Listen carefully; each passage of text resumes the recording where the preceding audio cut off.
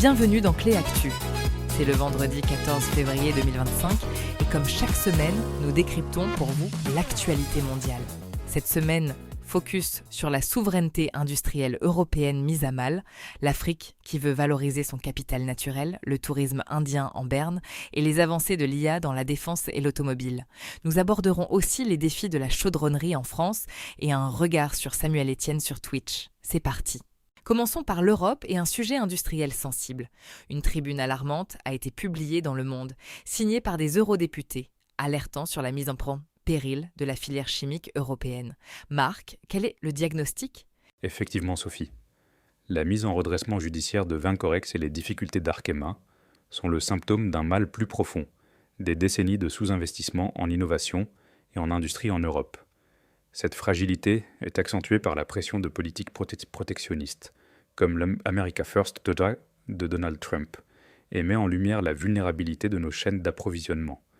Les rapports Draghi et l'État avaient déjà tiré la sonnette d'alarme sur notre dépendance industrielle et la nécessité de renforcer notre marché intérieur.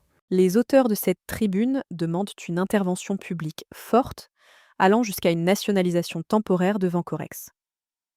L'objectif est de préserver 460 emplois directs et jusqu'à 6 000 emplois indirects dans des territoires comme l'Isère. Il s'agit aussi de protéger des productions stratégiques, comme le chlore ou les isocyanates, essentiels pour la défense, l'aérospatiale ou encore le nucléaire. Un appel était lancé au Premier ministre François Bayrou pour qu'il agisse concrètement. Cap ensuite sur le continent africain, où la Banque africaine de développement propose une approche novatrice pour le calcul du PIB. Julie, expliquez-nous ce concept de capital naturel. L'idée est simple mais potentiellement révolutionnaire. Intégrer la valeur des ressources naturelles, comme les forêts, la biodiversité ou les minéraux, dans le calcul officiel du produit intérieur brut. La BEAD estime que le capital naturel africain est bien supérieur au PIB actuel. Plus de 6 200 milliards de dollars contre 2 500 milliards de dollars de PIB en 2018. Le but est de mieux refléter la richesse réelle du continent. L'enjeu principal est de taille. Réévaluer le PIB pourrait améliorer les ratios dette-PIB des pays africains et potentiellement alléger leurs charges financières. Cependant, la monétisation de ce capital naturel, par exemple via des crédits carbone, reste complexe. Des acteurs financiers majeurs, comme Standard Chartered Kenya, expriment encore des doutes. La reconnaissance de cette richesse verte dans les négociations internationales est une opportunité à saisir, mais la conversion en liquidité et la confiance des créanciers sont des défis majeurs. Direction l'Inde, où le secteur du tourisme fait face à des difficultés. Marc, quels sont les freins à l'attractivité du pays ? Les chiffres parlent d'eux-mêmes. En 2023, l'Inde n'a accueilli que 9,5 millions de touristes étrangers, loin derrière des destinations comme la France ou la Thaïlande. Plusieurs facteurs expliquent cette contre-perte performance. La pollution, des problèmes d'insécurité, notamment pour les femmes, une hausse des prix et une concurrence régionale accrue. L'Inde investit encore peu dans la promotion internationale, privilégiant le tourisme domestique, parfois au détriment de son patrimoine historique. Bien que le tourisme soit un secteur clé pour l'emploi, le manque d'attractivité à l'international est criant. Le gouvernement semble vouloir réorienter sa stratégie vers les sites de pèlerinage hindous, ce qui pourrait encore éloigner la clientèle internationale. Il y a un réel déficit d'image et de promotion à combler pour que l'Inde retrouve sa place sur la carte touristique mondiale. Passons à la technologie, avec une alliance européenne prometteuse dans le domaine de l'intelligence artificielle. Julie, quels sont les acteurs et les objectifs de ce partenariat ? Il s'agit d'un partenariat entre deux startups européennes de pointe. Mistral AI, connu pour ses modèles d'IA performants, et Helsing, spécialisé dans l'IA pour la défense. Leur objectif est de développer des modèles Vision Language Action pour des applications embarquées, notamment pour équiper des drones militaires. C'est une réponse directe à la nécessité de souveraineté technologique en Europe.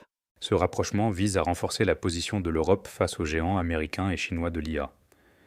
Les deux entreprises misent sur des modèles plus petits, optimisés pour le calcul embarqué, et sur la personnalisation pour les clients industriels et de défense.